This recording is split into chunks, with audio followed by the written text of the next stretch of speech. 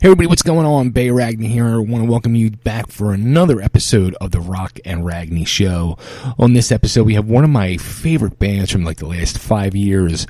They are known as Thundermother from Sweden. So if you don't know them, get on the ball. Freaking check them out. Thundermother. All-girl band, Sweden. If you like AC/DC, if you like Motorhead, you're going to love Thundermother.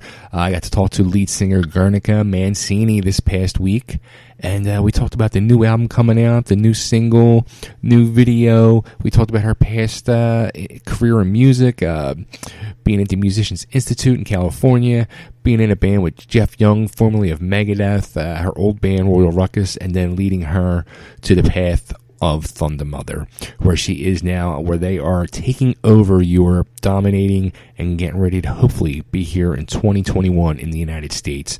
So, without further ado, let's get right into it. Check her out. Check them out. Here's Guernica of Thundermother. And, like, on my bucket list of life is to hang out with you guys in Thundermother and party with you guys. Yeah. You guys are like, oh, every time I see you on social media, I'm like, shit, I need to party with them. You should. We do have a good time. It seems we definitely know how to party, so yes. Now, I mean, you joined Thundermother like 3 years ago. Like, were you always into the big, like? It's funny because like, you know, once you came on with them, like, you know, I really didn't know nothing about you, and like sitting here getting ready for the interview, I start investigating and researching, and I'm finding out all this stuff about you. Were you always like that rock and roller? Because you came out of nowhere for me. Yeah, no, I understand. If I was always a rock and roller, I mean, my entire adult life I've been singing rock, so yes, but I do enjoy all kinds of music, and I've you know, in high school, I was like, I guess I was considered like an R&B chick. And before that, probably like, you know, like I've been through a lot of phases growing up and finding myself. But I ended up really loving rock. So this is who I am and who I've been for the past over 10 years now. So... Yeah, that's what I was wondering, because I saw like you had worked with. No, first off, I didn't realize you spent a lot of times here in the United States at Musicians Institute in L.A. Mm-hmm. And then I find out like you were working with producers who had worked with like people like Jay-Z and Dr. Dre and Snoop Dogg and all. So I was wondering, oh wow, I was wondering if she was like an R&B girl, like a pop girl. I guess I guess I've always had a dream of being like an R&B girl when I was growing up, because I still, to this day, I love Motown. I love, like, that's why I think I have a bluesy vibe to my vocals. But I like especially when I started at MI and I met all these girls and guys that they were all like singing. They sounded like Whitney Houston and Mariah Carey, and I was like, ooh, I do not sound like them. I'm not even close to singing like them, and I have no interest in singing that way either. So to me, rock has just felt very natural. And when I started writing my own music, it was very like blues rock. And I don't know, I've worked with people from different genres for sure, but I always fallen back to rock, because that's where I feel the most at home and most comfortable. And that's where I've really evolved and developed my own sound too. That's cool. Now, somebody you played with, and I was shocked by this too, because he was actually like my favorite guitar player to play with Megadeth was Jeff Young. Oh, really? You know Jeff? Yeah. You do? Well, I don't know him personally, but you know, I was a big fan of his when he was in Megadeth, you know, years ago.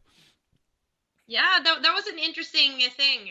That was like my last, I guess, 1.5 year in LA. We started a band together, Souls on 11. It was a cool learning experience for sure. But I mean, I'm way happier now in the band, and yeah. But I've definitely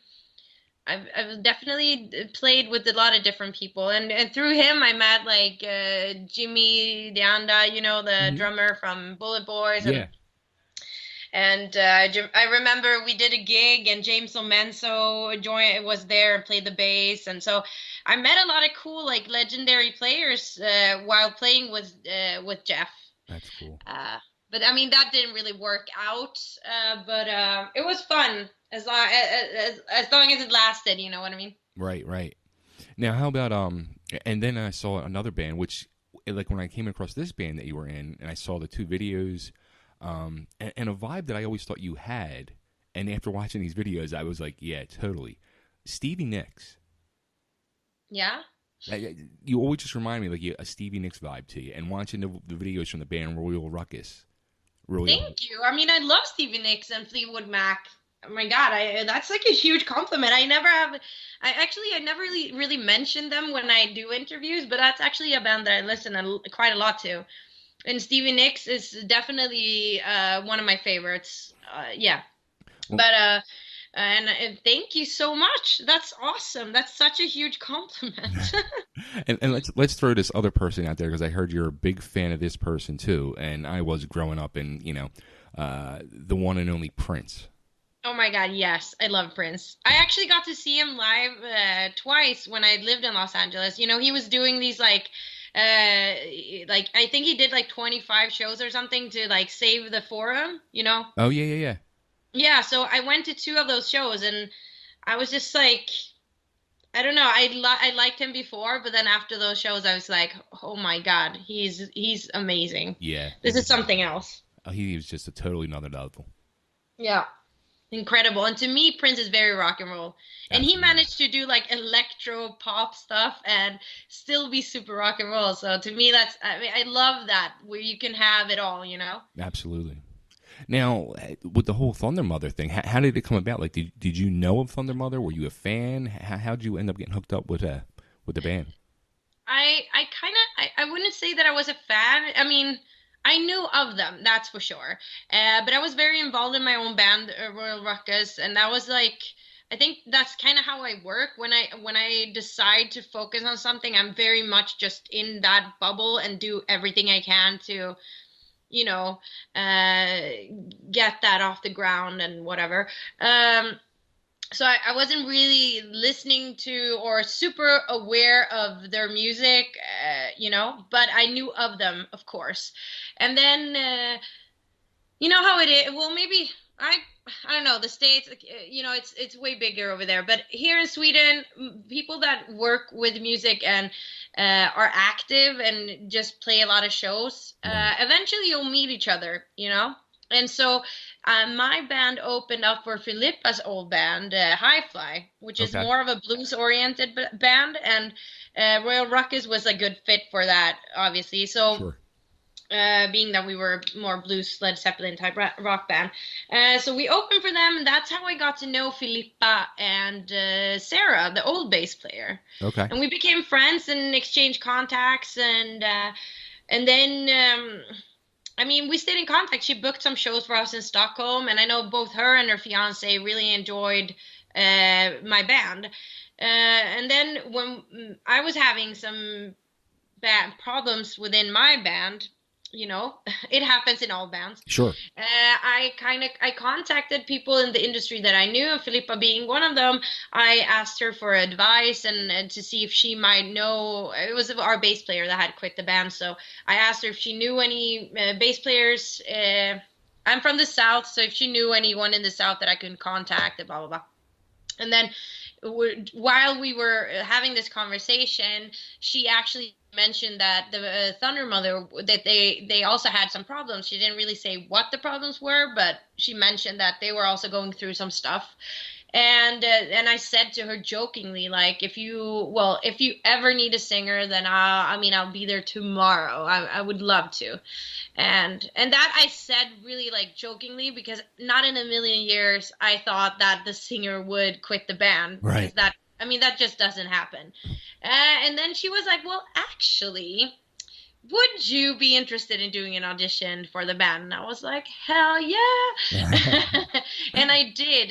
And the thing is, like, I didn't, with my old band, it was kind of, it's kind of like, I am very spiritual and stuff. And I feel like everything happened and everything happens for a reason kind of thing, where it's like the same week that I did the audition for Thundermother, earlier that week, my old band members had like more or less broken up with me because the old band was like my child. That was my Thundermother, you know what I mean? Right.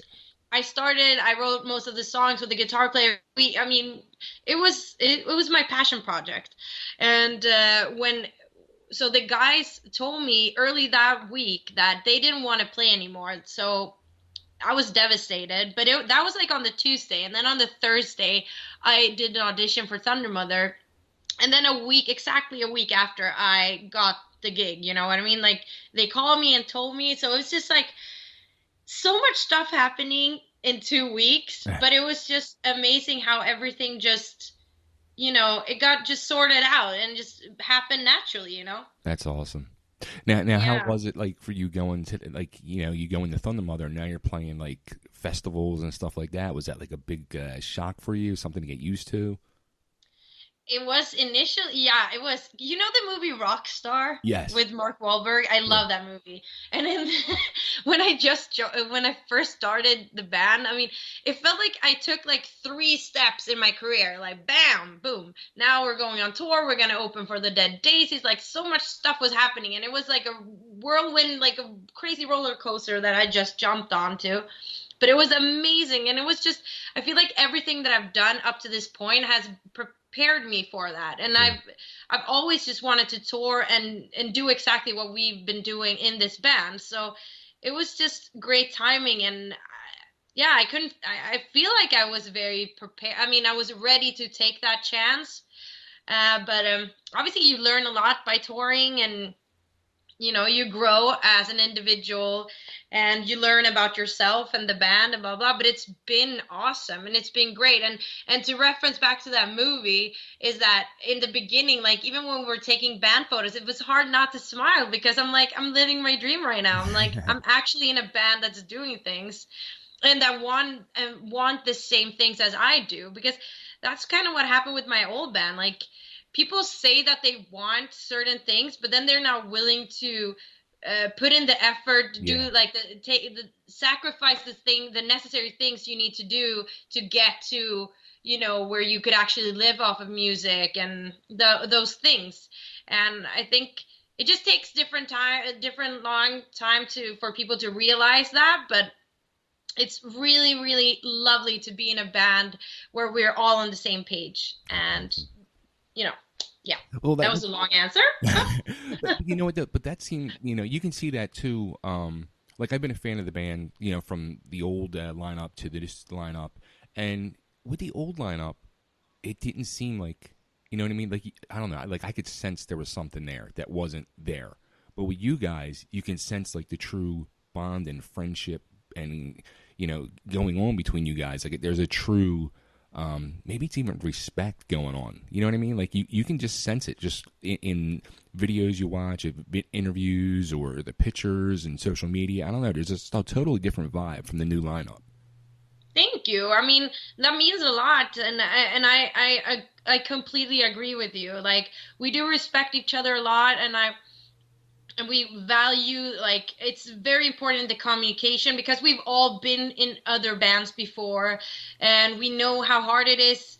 The communication part is super important, especially Yeah. when you spend that much time together, and to be honest and respectful. And I think that we've we've learned so much about each other. I mean, last year we did like 90 plus gigs. So yeah, we're definitely a solid unit, for sure now. Now, now, how about the fans? How did the fans take to you guys at first? When the new girls came in.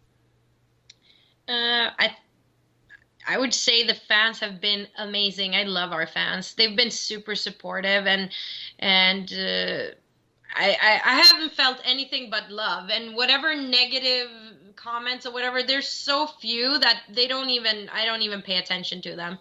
Cool. But there's always going to be haters, and I think Oh, that that's sure. just part of, the bigger you get, the more success you get. There's always going to be people comparing you and hating. But the fact is that for the four that are right now in the band, we work really well together. And you can feel it. You see it when we play live, and I just think that the music and our live performances speak for themselves. We are a real band, and whatever was in the past, it definitely it helped us to get to the point where the band is now. But I think that since 3 years back, we've taken a huge step forward as a band as well. I think most people wouldn't have expected that from a band with a completely new lineup and so forth. So I don't know. I mean, the fans are just great, and they've been really, really lovely. Has there been any creepy or stalker moments with the fans?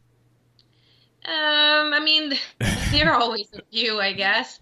It's interesting. Every time I post something with my feet, there's always people commenting, but that's like some freaky, weird stuff. But,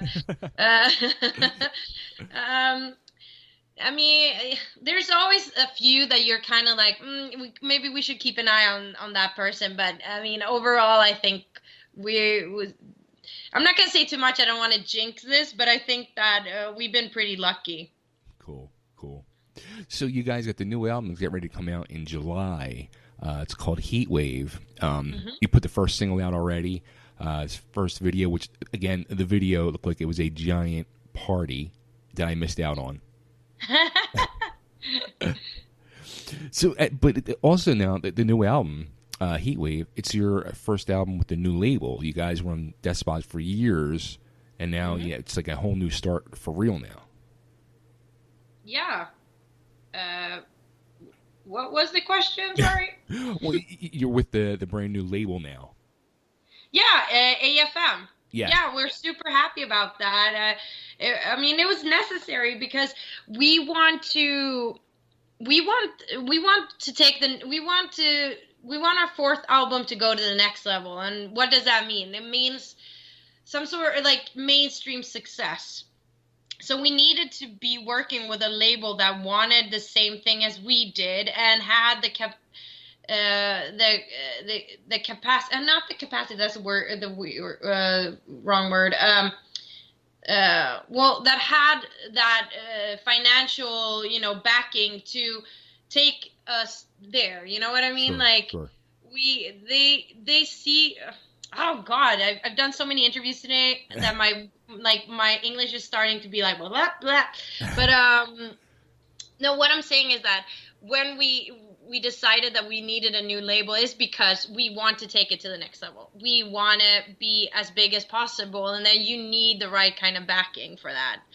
And AFM shared our vision and believed that we could do that. So it's been a great collaboration so far. I'm super happy with them, and I think that it's really nice to work with a label that want the same thing as you do. Right. And we joke around, world domination, but actually I do want that, and I do want us to play arenas, and that means that we need to reach so many more people. So you need a label with that kind of manpower and those kind of connections, That's what I was wondering too with the whole AFM thing. Like, and I was thinking that myself. Like, was this a way for you guys to get to a bigger audience, bigger, just a bigger reach, bigger distribution, bigger everything? And then I saw I think it was on Facebook. You guys put out a video thanking the fans a couple weeks ago. It was 2 weeks ago. For the new single "Drive in Style" for the streams on Spotify, and at that point, you guys had just broken 200,000. So then I looked last night, and you're like at closing in on 350,000, and you almost doubled it in 2 weeks. So I was like, it's got to be with AFM behind them now, helping push it out there. Yes, absolutely. Yes, that's why we went with AFM. No doubt about it. But I want to believe that it also has to do with the great song. Sure, absolutely.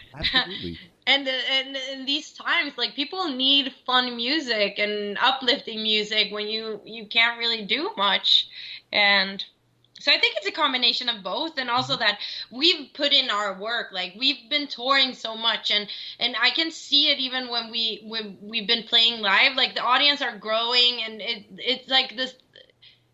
They're spreading the word, like, Thundermother is I mean, we're obviously not a household name just yet, but it's definitely getting out there more. And AFM is helping, absolutely. So yeah, we're very pleased with it. They're really good. So the song again, "Driving in Style," and people got to see this video because it's a freaking party. And again, I feel bad I was left out on this party, but how much fun was it doing that video? It was a blast. We had so much fun. It was really interesting because I honestly I've never ridden. What's the plural? I've never been on a mechanical bull before, and it was interesting when they suggested that because I'm a super clumsy person. It's like I'm the one that falls off stage. Like I don't even need to drink, and I'm like falling all over the place, and super clumsy. And I was like, okay, so you want me to do that part, but I got up there and they cut it so it looks cool, which I'm really happy about. Nice. And it's just fun to see like when Emily plays the drums on the guy and my son throws the cake and Filippa plays the guitar on the guy getting tattooed. So I just thought it was such a fun idea. And it was really fun to create that video, to shoot it. So now you had just mentioned, like in these crazy times that the world's going through. How's it been for you guys? Because I mean, like you said, you guys are like always on the road. You're always doing shows, and now like everything is shut down. So like, what the hell have you guys been doing? Like, did you guys have this album like already recorded? Was it already planned? Did you guys go in and do it now during this, or? It's strange how everything happened, but we recorded the album the end of January, beginning of February. Okay. So it was already done before we went on tour with Rose Tattoo in March. And then in February, we also shot 2 videos and did all the photo shoots. So we were really we had good time. And then Corona happened, and I mean, it was just we were just really lucky that we had time to do all that stuff. Right. So we are releasing a single in a month, and we have the video already. I mean, we shot the 2 videos in one day, so. Cool. I don't know. We've been very proactive, I guess, without even knowing it. But it's been super strange. Everyone is like, we're in constant contact over WhatsApp, and we have band meetings. And luckily, me and Filippa are neighbors, so we can meet up and jam and write new material and stuff like that. But it is very weird. Yeah, absolutely.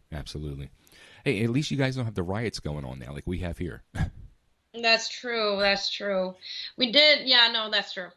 Yeah. That's crazy. It's so crazy. Like there's so much crazy stuff happening in the world right now. It's intense. Yeah, it really is. It's like, as a matter of fact, last night I ran over to my local liquor store to go get a couple bottles of wine, and they're all boarded up. I'm like, well, what's going on? They're like, we heard rumors there's going to be some protests and riots. I'm like, well, let me stock up now. Yeah, stock up. Yeah, absolutely. So now, tour dates. You guys have tour dates listed on the Facebook page, but are the ones over the summer? Are they still to go, or is not till the fall? Or I think everything is canceled until September. Okay. We have this fire truck thing planned once we release the album, and that's in August, and that's in Germany. But at the moment, we're not even sure we're allowed to travel because Sweden has been so liberal with our quarantine. I guess we're not allowed to go anywhere now. We're like the plague bearing kind. No, but I don't know. But it's we'll see if we're allowed to travel, but I'm hoping and we're counting on it because we really, really want to start playing and tour again. But as of right now, the September tour is happening. Cool. And then, yeah, that's what I'm focusing on at least. So could we possibly see, if everything works out right, 2021 Thundermother, United States? Absolutely. We were actually we were going to go on tour with Udo in the States, and then there was talks about something else. So it's definitely, it's going to happen. We just don't know exactly when. I mean, next year, I think we were going to do over 100 gigs this year. I think 2021 is going to be slightly more since everything got canceled this year. And I mean, honestly, I can't wait. I miss the road. I miss the stage so bad. So I can't wait for it all to start up again. Yeah, it's. I think once it does start up, and I think this is for all the bands like you guys. Like, I think it's just going to be an explosion. I think everybody's just going to go hog wild. Yeah, for sure. And the festivals are going to be, I mean, festivals are always fun, but I'm thinking that 2021 is going to be bananas. Yeah, absolutely. I think the fans better get ready. Yes. So, all right. So, where should we send everybody? Where's the best place to find out more about Thundermother? Get the new album when it comes out. They can pre-order it. Where's the best place to go? Thundermother.com is there. You find all the links for all our platforms there. Thundermother.com, and then you can follow us on Instagram. It's Thundermother. And Facebook, Thundermother. I mean, it's very easy. As long as you know our name, you can find us everywhere. Yeah, and this way, and everybody else. AFM has it too, and then the EP. Oh my God, it's like that merchandise shop. I should know this, but I don't remember the name right now. Yeah, everybody needs to go and get the merch. Help support the band, and yes, make sure you follow them on social media, and everybody else can become jealous of these parties like I am. Yeah, but once we are in the States, what city are you in? I'm in Nashville. Oh my God, I want to go to Nashville so bad. Yeah. A lot of my old, a lot of people that I went to school live in Nashville now. See, the funny thing is I just moved here from Philly 10 months ago. And the scary part is a few months ago, before the whole pandemic thing, I was at the gym and I saw the old singer from Thundermother as I'm on the treadmill. I'm like, wait a minute, that's freaking Clare from Thundermother. Yeah, that's why she quit the band, because she wants to do country music. Yeah, she does. Actually, my girlfriend's brother-in-law, her sister's husband, is a songwriter here in Nashville, and he does a ton of stuff with Clare all the time.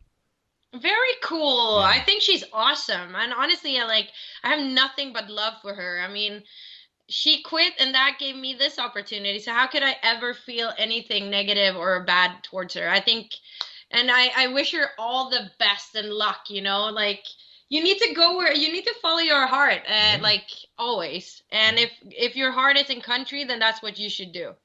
It's like you said, things happen for a reason. Yeah, definitely. And but for sure, when we get to Nashville, we're definitely going to have a crazy party. Absolutely. I'm there. Well, this has been great talking to you finally. I'm loving the new music, love the new video, and can't wait for I already heard the full album, so I was a lucky one, so I can't wait for the rest of the world to hear the whole album. Oh, thank you. Thank you so much. No problem. Take care. It was great talking to you. Yeah, the same. Bye-bye. Have a nice day. You Bye. too. Bye.